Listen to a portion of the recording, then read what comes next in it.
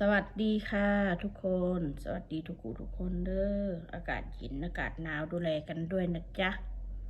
ทุกท่านFCทุกท่านบัดนี้คอยสิมาขอเว้าอธิบายสี่แจงเด้อบัดนี้บู๊ยมีคำตอบก็ต้องมีคำถามต้องมีการชี้แจงเนาะพี่น้องในเราเป็นFCเขาดอกแต่เขาก็สิตอบเราแต่ถ้าคอยสังเกตเรามาคอมเมนต์ว่าเรื่องเฮือนเรื่องซ่านเรื่องดินเรื่องที่ดินที่ดอกนะเราบ่เข้าใจเรา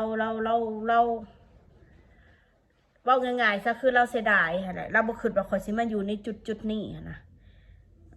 เราบ่คิดบ่ฝันว่าเราสิมาอยู่ในจุดอันนี้บ่ได้ให้เด้อเด้อมนต์บ่ได้ให้เจ้าแต่ค่ะคอยอยากให้เจ้าเข้าใจคอยนำคอยอยู่จุดนี้ขอบ่อยู่ในจุดขอทาน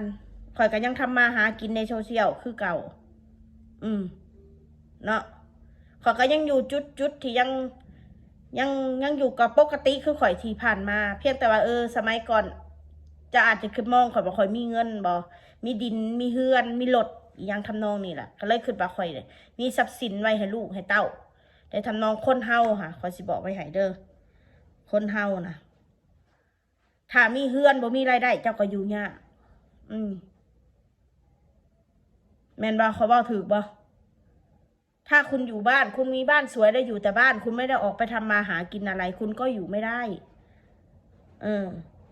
นะ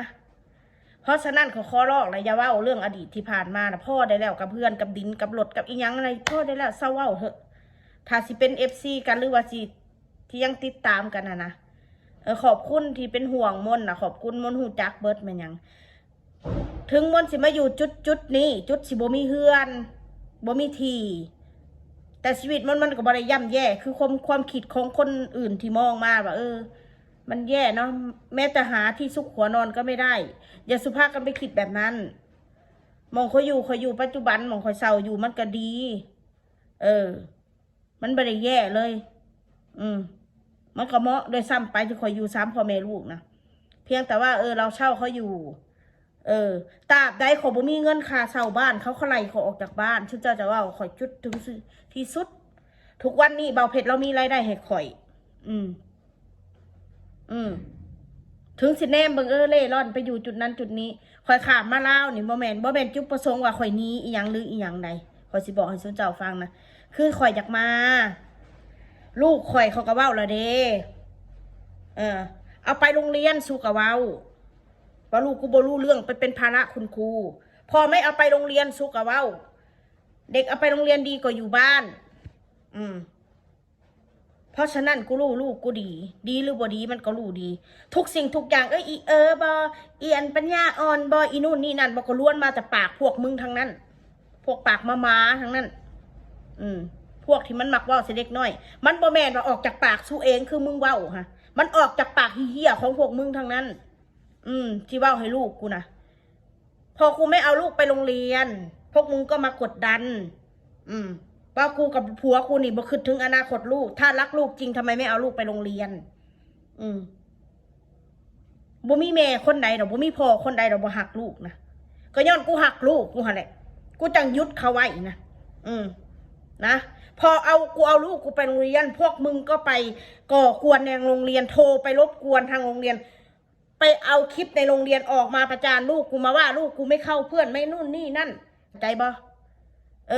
เพราะฉะนั้นลูกกูยังบ่รู้เรื่องคือพวกมึงอะไรเอาคลิปไปพวกมึงว่าลูกกูบ่รู้เรื่องอันในเมื่อไม่รู้เรื่องกูก็หยุด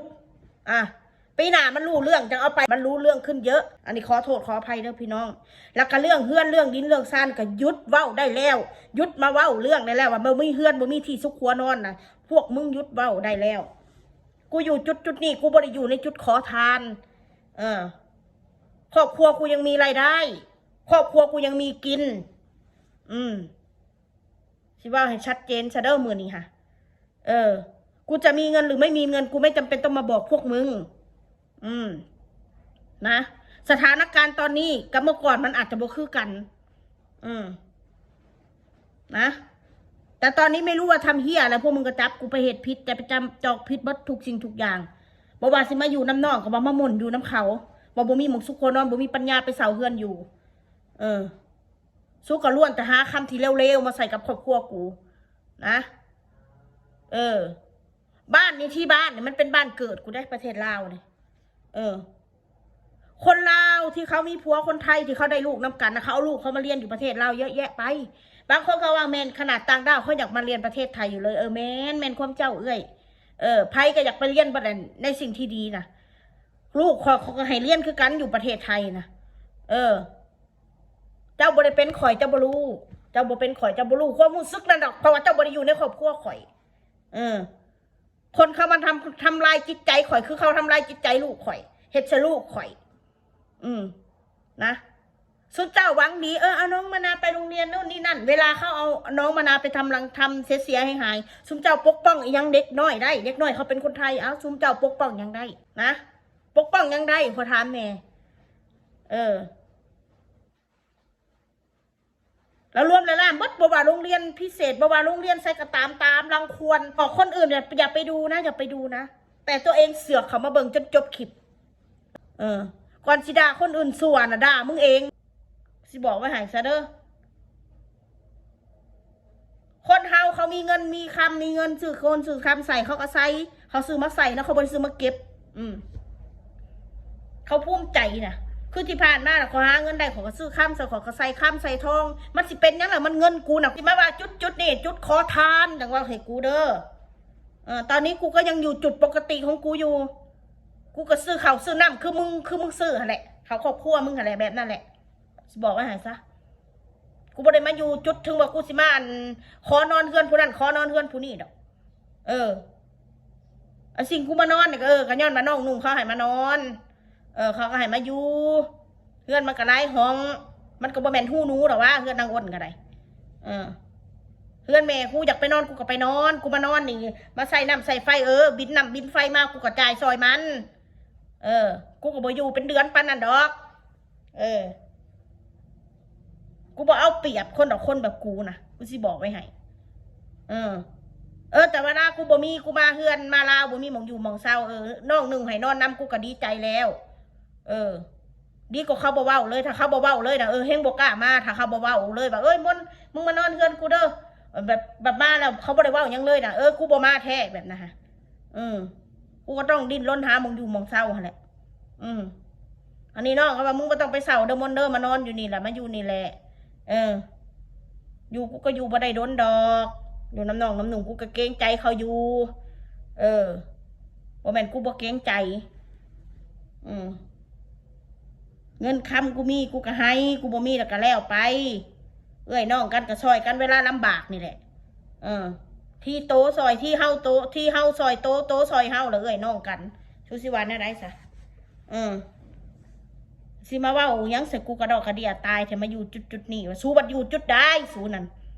ตราบใดสู้ยังรับจ้างคนอยู่สู้ก็ยังหาเช้ากินค่ำคือกันกับกูแหละหรือว่าสู้อยู่จุดสบายหรอถ้าอยู่จุดสบายแล้วก็อย่ามายุ่งกับชีวิตกูบอกไว้ให้นะหรือว่าอยู่นอนกินมีผัวเลี้ยงเงินเดือนเป็นล้านบ่สบายหรอบ่ถ้าตราบใดยังรับจ้างคนกินอยู่ก็ยังอยู่จุดคือกันแหละคนเฮาก็ต้องดิ้นรนบ่ล่ะทุกคนมีเจ้านายบัดในโตแหละคือกูกระบ่าวเผ็ดในนายกูคืออย่างคือยูทูบเบอร์คือยูทูบเห็นอะไรซะว่ายูทูบเป็นคนจ่ายเงินเนาะนั่นแหละเขาเป็นนายกูอ่ะนะกูมีหน้าที่เหตุงานในเขาก็เฮ็ดว่าจังได้ซะยูทูบมันก็สามารถถ่ายได้ทั่วโลกจากถ่ายสักกระถ่ายจะเป็นยังไงเอ้าไปละพี่น้องเอ้ยอย่ามาว่าดูถูกดูหมิ่นกูไล่ของเงินเดือนมึงไล่กูเถอะบอกเงินเดือนกูบลายดอกเดือนละ9,000 บาทมื้อละ300เงินเดือนผัวกูนะแค่นั้นแหละเอาเมื่อกี้ก็ยังชมเฮียนน้องวันนี้ก็ได้มานั่งอยู่พี่แล้ววันนี้คนมีรายเดือนเนาะไปเรือนคนกับไปเรือนพี่กระทำเฮียนเจ้าของไม่สร้างไม่อยากอยู่คนอยู่มันจะเป็นยังคนที่เขาให้อยู่เขาก็เต็มใจ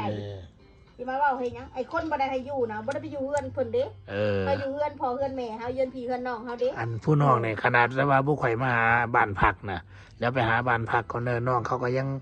จักสิไปหาให้ยังน้องก็ยังกันนั่นไว้แต่ว่าเฮาเข้าใจพี่น้องว่าเฮาควรเฮ็ดคลิปถ้าอยู่ร่วมกันหลายมันก็ทางหนึ่งเฮ็ดแล้วน้องก็จักเฮ็ดอย่างน้องเฮ็ดแล้วเฮาก็จักเฮ็ดอย่างเนาะต้องเข้าใจเพราะว่า เพราะว่าดอกเสียทายน้ำกันตลอดไป มันกับโมเมนเนาะมันก็น้องอ้นแล้วก็อยากมีโมเมนต์กับครอบครัวบุข่อยก็อยากมีโมเมนต์กับครอบครัวยามมาแรงก็ยังสังสรรค์แม่นบลาปาร์ตี้กัน ก็ซื้อดอก บอกความหมายว่าเล่นน้ำกันยามพระเจ้ายามเบี้ยนก็ไปพังไผของมันพี่น้องแบบนี้นะเพราะงั้นว่าสิไปวนกันเหมือนเว้นเด้เห็นว่าบุข่อยนะเข้ามาเห็น YouTube เนาะโอ้ยแต่ข่อยมีเงินมีคำหลายๆในกดเดบอลเนี่ยเมื่อวันขอทานเด้อความหมายข่อยสิพาน้องม่นต์ไปเล่นเอียงก็แม่จะว่าอยู่เวียงกันไหมอันเฮามันอยากไปนะจะว่าเจ้าอยากไปไหมเอาความฝันของเจ้าจะว่าได้บ่ได้เกี่ยวกับไผอันนี้อันเวียงจันทน์แม่มองอิหยังก็จะว่า เราบอกเราคือความลับอยู่ในใจ ที่ว่าไปบินทบาทนั่นรีสอร์ทนอนในรีสอร์ทบินทบาทพายขี่เรือนะก็อยากไปได้มีโอกาส อันนี้เบาขึ้นว่าขันคุยเป็นคนเอามันเบาเรียกได้ เอาสำหรับคลิปนี้ก็จะลาไปก่อนพี่น้องไม่พรไม่คลิปหน้าน้ำมันเนาะ อืม น้ำพี่น้องโอเค